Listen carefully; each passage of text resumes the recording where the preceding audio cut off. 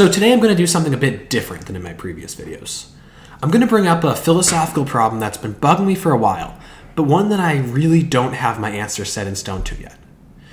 And as I go through the dilemma, I invite you to think about what the answer could be. Alright, here it goes. The basic question is this: how do we have knowledge of universal concepts? I'm going to suggest it can't be from the senses, since these universals can't be made out of matter, and the senses only give us information about matter. What do I mean by knowledge of universal concepts? Well, when we have knowledge of a thing, we know something about it that applies to all examples of the thing. Take these two books.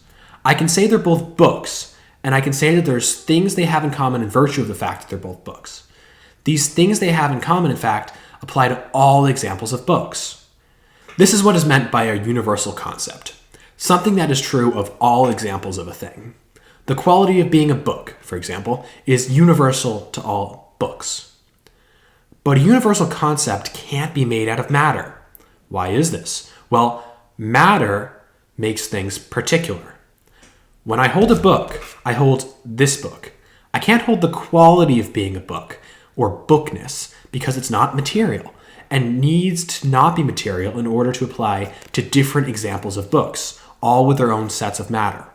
Alright then, given that universal concepts aren't in matter, how do we know them? I don't think we can get it from the thing itself. Why? Because the only thing we take in from the outside world is sense data. And all of our senses, sight, touch, hearing, smelling, are material. This means they can't give immaterial information. Take the book example again. How do I know that this exact arrangement of colors and shapes is a book? How do I know I can ascribe the universal concept of book to it? My eyes tell me it's brown and squarish. My hands tell me it's pretty soft. My nose, that it smells like old paper. But none of that equals book, as evidenced by the fact that there's other things that are brown and squarish and softish and smell like old paper that aren't books. And there's other books that are hard and larger and look different. So how do I piece all of this sense data together to say that this thing is a book, but this other thing is not a book?